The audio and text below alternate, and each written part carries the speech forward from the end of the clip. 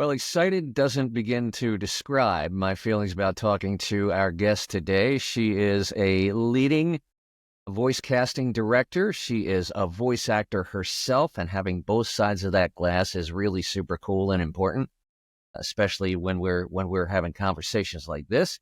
She is formerly the head of casting at Coop Studios in Boulder, Colorado, and now has hung her own shingle called Voiceover Activate. Please welcome our lovely and talented and incredibly kind guest, Libby Clearfield. God, it's good to see you. It's so good to see you, Paul. Thank you for having me. Thank you for being here. It was super kind of you to give us your time and expertise today. My pleasure. Well, and we always tend to, on this podcast with guests, we tend to start at the very beginning. Now, you and I, unlike a lot of folks, we've actually had a little chance to chat here and there at conferences and what have you. We have. And so I do know a little bit about your story, but for those watching, listening, let's start at the very beginning. How did this life in voiceover, how did this career, how did you, all of us back into this, how did you back into this? Man, how long is your podcast? As long as you want, we'll fix it in post. So I'll try to give as concise of an explanation as I can. It doesn't tend to always come out that way, though. So I started in theater. I started doing theater when I was 5 years old, back in the wee days of the 80s, and I sort of grew up just doing theater, and I did that all throughout my adolescence. And I went to school in New York. I went to NYU and studied acting and directing, both for theater. And then continued to do that after I graduated from college, but very quickly started to get burnt out because it's living in New York City and working two jobs in order to pay your rent and trying to go on auditions and then having my bosses be like, "Oh, you can't leave." And I'm like, "But the whole reason I'm doing this job is so I can go on auditions." Anyway, so after that, I decided that I was going to try to do something a little bit more giving to others with my life rather than something that was just all take. And so I had decided to join the Peace Corps.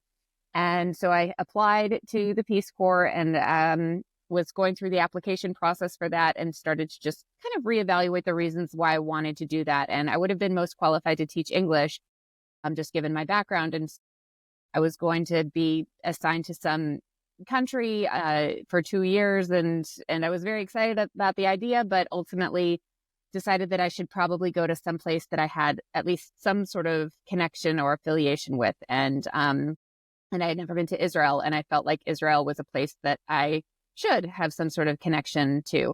So I looked for similar sort of programs in Israel, and I found one in Tel Aviv that enabled me to get my master's degree while also teaching English simultaneously at a public elementary school. So I taught in Israel and Tel Aviv for 2 years and did a lot of theater while I was there. And I did some acting in community theater, but I also did some directing. And it kind of reinvigorated me for that part of my life as well. So after I left and went back to New York, I was still pursuing education and then also pursuing directing as well as acting. And then got a job offer in Los Angeles that was for 1 season on a TV show. And I figured I would only be there for those 4 months and then go back to New York. But I ended up really falling in love with LA. And so I stayed there for 9 years. And it was great. And I loved being in LA. I did a lot of on-camera acting, theater acting, directing, writing, various things. And then around 2013 is when I was working on a show, on a musical, and I was talking with one of the actors in the show, and just like, "What'd you do over the weekend?" And he was just telling me about all of the audiobooks that he was working on. And I was like, "Oh, audiobook narration, that sounds cool." And so he's the one who sort of got me involved in voiceover. And so I was like, "Oh, this is something that I could do." And so that's really what started it, was audiobook narration. And so I did that for a couple of years. And in the process, during that time when I was transitioning away from on camera and solely into doing voice, I met a guy. We met online on Match.com, and he lived in Colorado, and I ignored him because I had no desire to be with somebody outside of my zip code, quite frankly. In LA, it's kind of hard. But he was very charming and persistent. And so we went back and forth just through email a couple times over the next few months. And then he came to visit in LA, and it kind of all began and ended there. So, well, I shouldn't say ended, like the singlehood ended and the non-singlehood began. And so we did long distance for the first year. And then after that, I was like, well, I'm only doing voiceover at this point, and so I can do that from anywhere. I've got a booth, so I will move. So I moved to Colorado, and was planning to just be there temporarily. And in my first couple of days first couple of months, I should say, that I was there, I was looking for a studio to record in while my booth was getting set up. And I found Coop Studios, and I just sent them like a cover letter, just basically asking if I could get onto their roster and use their studio. Apparently they were charmed by my cover letter. And so they asked me if I would come in and meet with them. And then they offered me a job that did not exist yet, which was that of the casting director. And so I was like, well, I've never done casting before, but I have done directing, and I've certainly done a lot of acting. So sure. And that's what brought me in and kept me there for 9 years. And I left in May and started Voiceover Activate. And so now I'm still working with Coop part-time or as a freelancer for castings, but I also am now branched off onto my own, so I can do castings with other clients. And then also I do a lot of coaching as well. So a lot to pick apart there. First of all, congratulations on founding Voiceover Activate. And sorry. What's that? And that was not the short version. Sorry. That's okay. You and I are birds of a feather. I am as verbose as it gets. Lots to pick apart there. As an actor, let's start with, you've done a lot of time in the theater, much like I have. I feel like, and this is my experience, but I have talked to other actors that some of which share this experience. It's hard. I found it a challenge coming from theater and radio to voiceover, which is especially commercial voiceover. It's an adjustment to right size that. Was that your experience? And tell me, as an actor first, and then as a casting director, does coming from theater or maybe even radio, does that help, hurt, or are there both sides? Are there pros and cons? Overall, I think it definitely helps because there is so much acting involved in all aspects of voiceover, even in commercial. So I'm constantly like, who am I? Who am I talking to? Why am I talking to that person? Where am I? Like, I have to set sort of the stage. So as far as that training and that background in theater, that has helped so much in voiceover in all facets, in all genres. As far as delivery, I guess that's another story. It definitely was a transition. Going from theater to any other realm is a bit of a leap, just because theater is so much bigger and so much more expressive. So and I'm already that person even without being on a stage. And so it was a lot harder to sort of learn how to dial things down. And I got my first dose of that when I moved to LA and was trying to do on-camera stuff, because they're like, your eyes are huge and you're looking all over the place. So I'm like, okay, sorry. And so just getting used to like having this frame rather than, projecting to hundreds or thousands of people. So that definitely was an adjustment. But because I had that background in on-camera, going from on-camera to voice, because I sort of went from theater to on-camera to voice, I think it was a little bit better of a transition, because that leap from theater to screen was a big one. That brings up another question. As a talent that is certainly well-versed in both voiceover and on camera, is there value for voice actors getting on-camera training? Sure. I mean, I don't know. I guess it depends on what you are interested in doing. So for me, I don't know if I would have even done on camera had I known about voice at the time. It was kind of just something that I did because I was like, okay, well, people move to Los Angeles and they become on camera actors. Like, that's what you do. And so I didn't really even think of any alternative.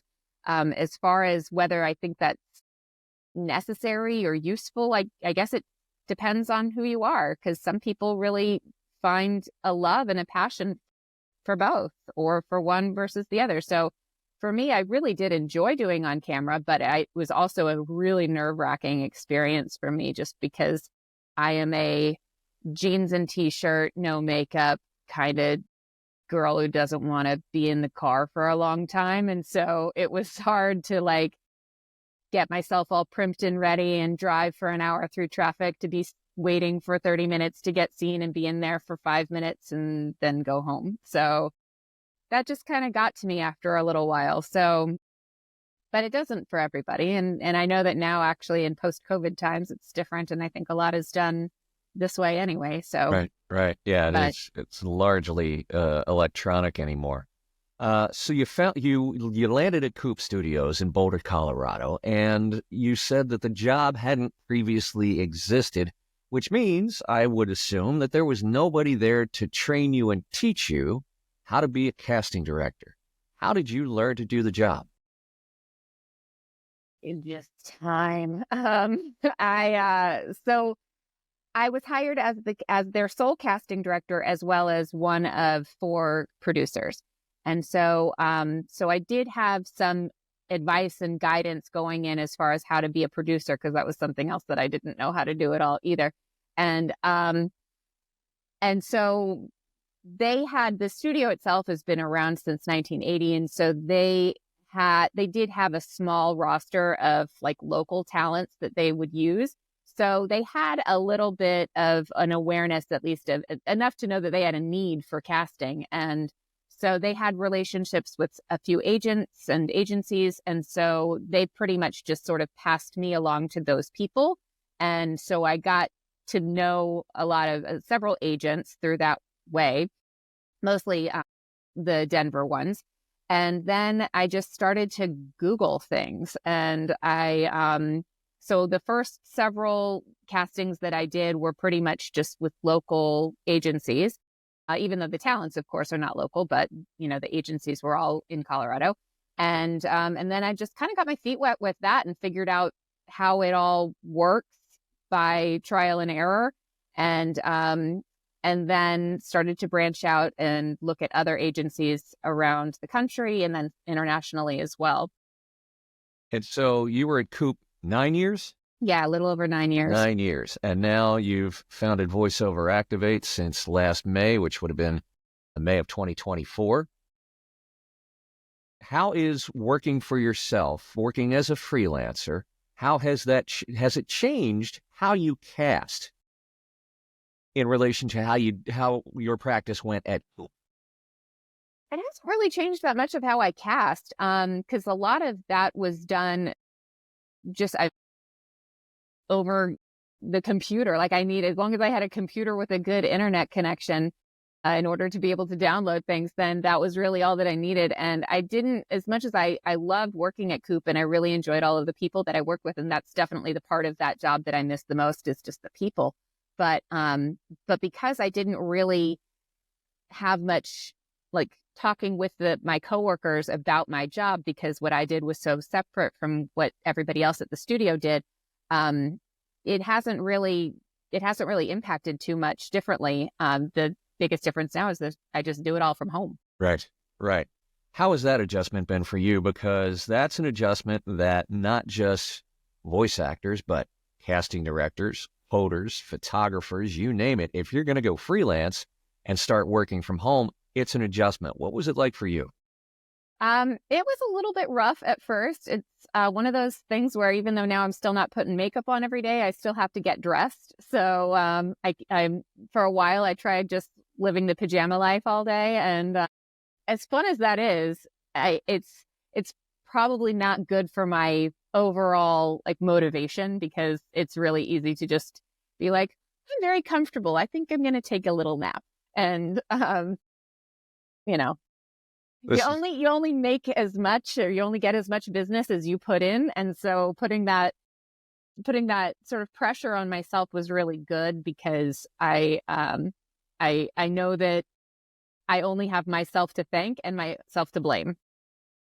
I wonder if being on this side of the glass now, in other words, wearing the hat of a casting director, I feel like a lot of voice actors, and maybe this is true for other freelancers too, when they first go freelance, one of the first things that hits is, holy mackerel. Sometimes I miss my coworkers. Sometimes I don't have anybody to bounce things off during the day. It's lonely, it's isolating, especially for voice actors. Is that true for you as a casting director? And if so, how do you find community? Yeah, that is definitely true.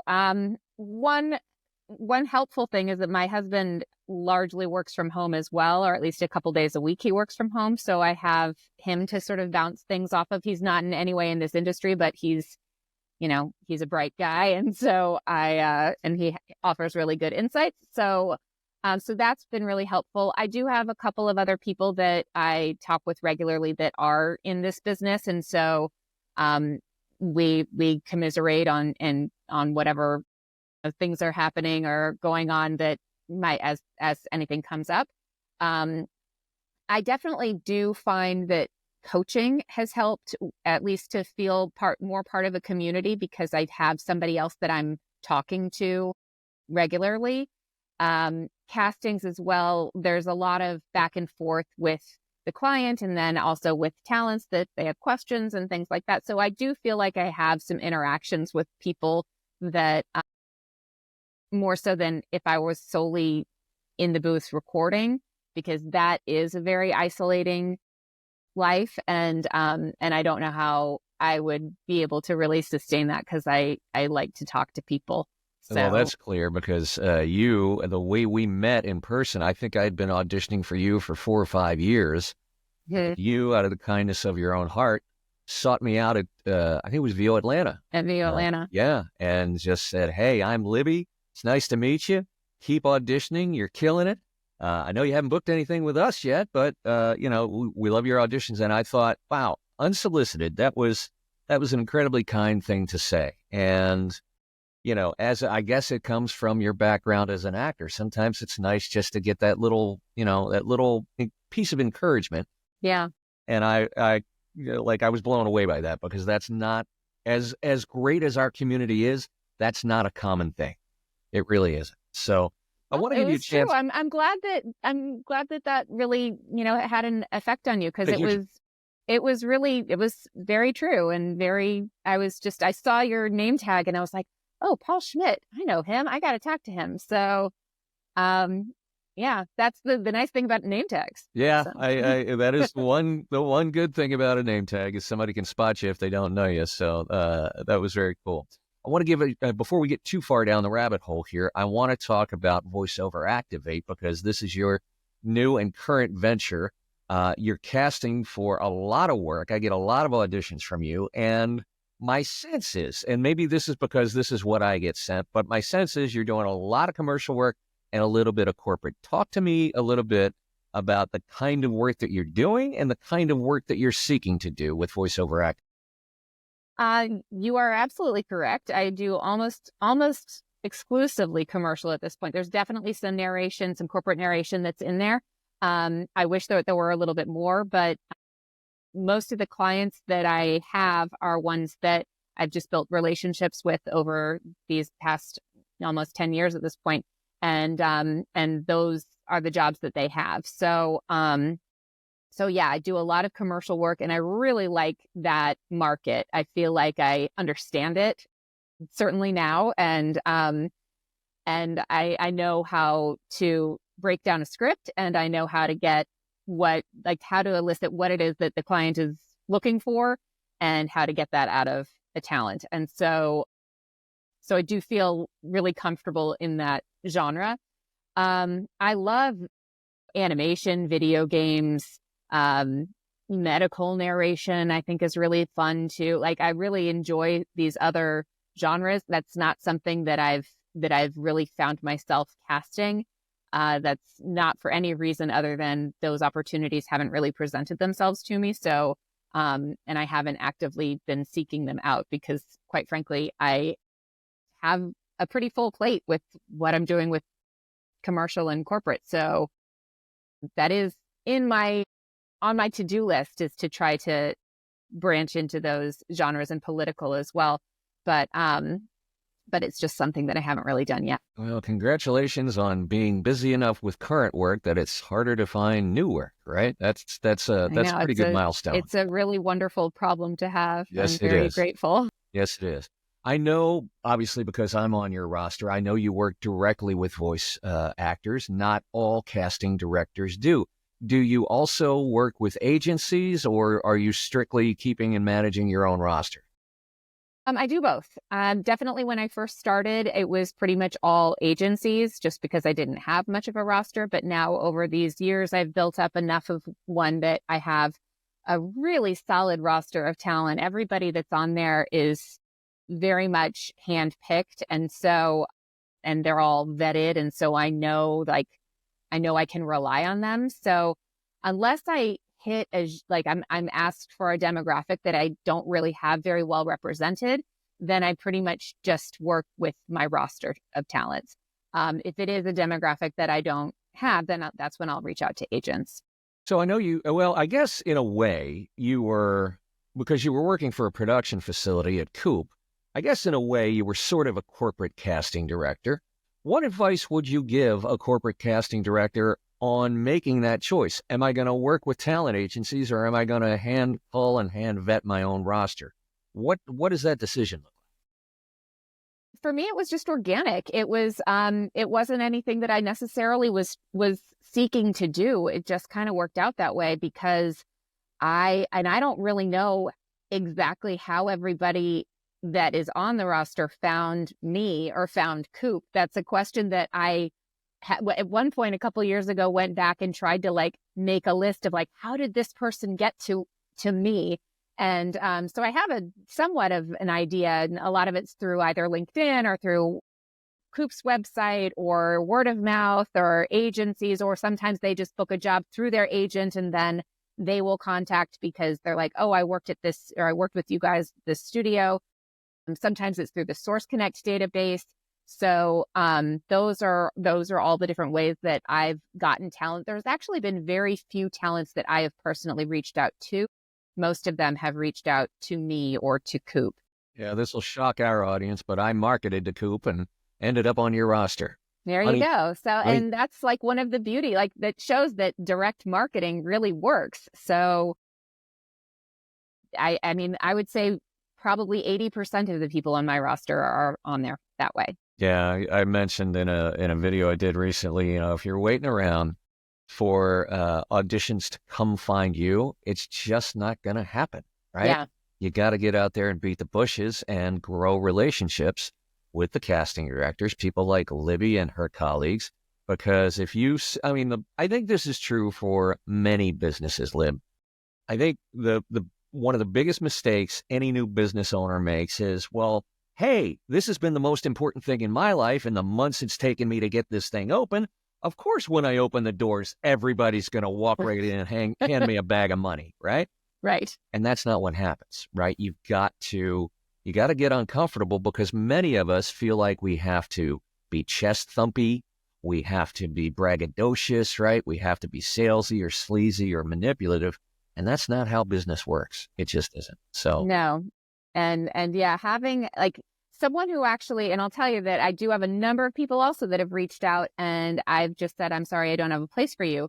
And either maybe it's because I don't have, I already have their voice print covered, but maybe it's also because I feel like I check for vibes too, because I'm also checking for, is this someone who seems like they are actually taking the time to make an effort here? If somebody writes and they address it to the wrong person, or they spell my name wrong, or they say, oh, I looked into your website and I saw that you do this, and it was something that's clearly not there, then I'm like, well, I don't believe you. So, so do your homework. Don't just go blindly into it.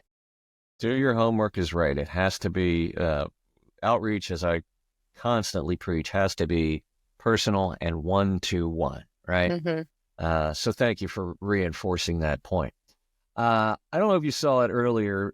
J. Michael Collins, who is obviously one of the 800-pound gorillas in our business, wrote an article earlier in the week, and the gist of it was, we're not only moving into a new year in 2025, but we're moving into a new administration. And certainly, if nothing else, the recent election has showed a shift in the culture. And it's J. Michael's theory that shift is that advertisers specifically are starting to become aware of that shift, and that's going to lead, if it hasn't started already, to a shift in reads. And J. Michael's theory is that this may lead to a little bit more assertive, less maybe empathetic reads in commercial. Agree, disagree, and if you agree, have you started to see that shift already? Or are there other shifts that you're starting to see? Yeah, I'm familiar with his article, and I do feel like that certainly is a possibility. I haven't seen a lot of that just yet, but we're also only 10 days out from that election. And so J. Michael is a very prolific person. And so I'm sure that this is coming with some credibility, and obviously. And so I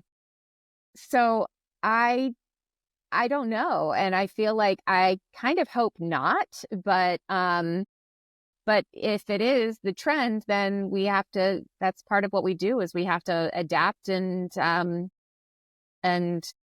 be moldable so that we can interpret things however the sort of society calls for at the time. So from you get a pretty unique vantage point. I feel like you and folks like Tina Marasco, who are casting directors, but also have a long history of being an actor, having that both sides of the glass gives you a unique and really powerful perspective.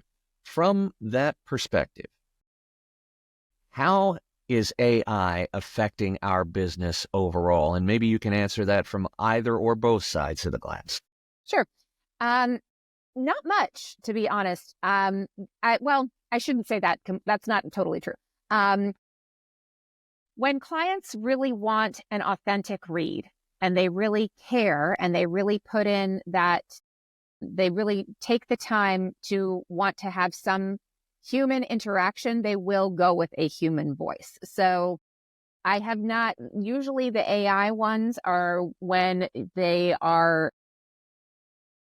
it's more of an afterthought. They have their commercial or whatever it is that they've put together, and they like, oh gosh, and we have to put voice to it. And so they don't tend to have the same kind of respect for the business as other clients do. But to be quite frank, even if they probably weren't going to be offering good rates anyway, because if they don't have that kind of respect that's there and that acknowledgement of what goes into this art, then they probably wouldn't be, compensating appropriately anyway. I will say that one aspect that AI has actually come in really useful is when if there's a spot that it gets recorded by the talents there in the studio, and then the next day or a couple days later or whatever, then they're like, oh, we actually have one word that we need changed, rather than have the person come back into the studio and re-record, they can use an AI. Now, that said, that's only acceptable to do if the talent is compensated. Of course, they need to still be compensated for that appropriately. But sometimes it's easier to just slip that in rather than try to schedule a whole new session that'll last, 10 minutes. Yep. So, and consent is huge. And of course that has to always be with consent. And if not, then it doesn't happen. Yep. But one thing that I've noticed, to your credit, is, and this was true at Coop, it's true with Voiceover Activate, the rates have always been professional. Talk about your process and do you have to walk away from business as a casting director when rates just aren't there? And how difficult is that, especially now that you're a brand new business owner? You're a freelancer just like we are. That seems like it's more pressure. It is. And I do walk away from jobs. Honestly, it doesn't happen often. Most of the time but it does happen often that the rate that's initially given by the client is not acceptable. And so usually I go off of the GVAA rate guide because I think they're an amazing, excellent resource. And I'm so grateful to have them. And so I will, if when I'm handed something, a breakdown from a client, and I see the specs and I see how many roles it's asking for, what the what the terms and the usage are, if I see that the rates being offered are not fair, then I will go back to the client, and usually I will send them a link to the GVAA rate guide and say, this is where we're looking to be, and this is why, this is the industry standard. Can we get there? And 9 times out of 10, they say, okay, we'll make it work. Yeah. But sometimes they don't. And then I say, okay, well, I'm sorry, I can't work with you. I agree with you. I think the GVAA is an amazing organization. I think the rate guide is a godsend because we have objective third-party information that is not only accurate, but it's something, we don't have to make it up. So, yeah, I felt like I was shooting in the dark for those years before that came around. And it was also, it seemed like it was an arbitrary thing. And and it kind of was, just because I was like, well, I don't know. I mean, I think this is what it should be. But so now it's great to have that resource. Absolutely agree. I want to give you, for the benefit of our audience, I want to kind of climb inside your head as a casting director. I don't think this question is asked often enough. In your day-to-day, whether it was with Coop, whether it's with Voiceover Activate, what makes a good partner in a voice actor for you as a casting director? How do we make your life easier? Thank you for asking. Follow the directions in the breakdown is the number one thing. So if I'm asking for a certain number of takes, then do that number of takes. Don't do 5 more than that. If I'm asking for an MP3 file, don't give me an M4A or a WAV. If I say to submit onto this link, then don't send it to me in an email attachment. So those are some of the they're small things, but they all add up, because if I'm sending out to however many 100 people and, half of them aren't following the rules, that's a lot of extra time for me, and it's frustrating and annoying. And so I go back to my background as an elementary school teacher, because I was teaching little kids the way, you got to read the directions, you got to follow the instructions. And I feel like that still translates even into adulthood. So, and quite frankly, it shows that you are a conscientious person if you actually do those things. And so it shows that that you care. And I feel much more comfortable handing you over to a client for a job, because I know that you're responsible and that I can count on you. Follow the directions, play nice with others in the sandbox. Yeah. It's all stuff we learned in elementary school, isn't it? It really is. Libby, how can people find Voiceover Activate? Well, voiceoveractivate.com is my website, and you can always email me, libby@voiceoveractivate.com. Very nice. Very nice. It was great to see you. It was great to catch up. I'm glad we got a chance to do this. I can't thank you enough for bringing both sides of the glass to the VO Pro podcast and giving us a little insight on what it's like to be, especially not a new casting director, but a new freelancer too, because I think some of us, you get to the point where you forget what it was like in that first year. And I wish you all the best. And if you can do anything to help you, please let us know. Thank you so much, Paul. It was such a pleasure.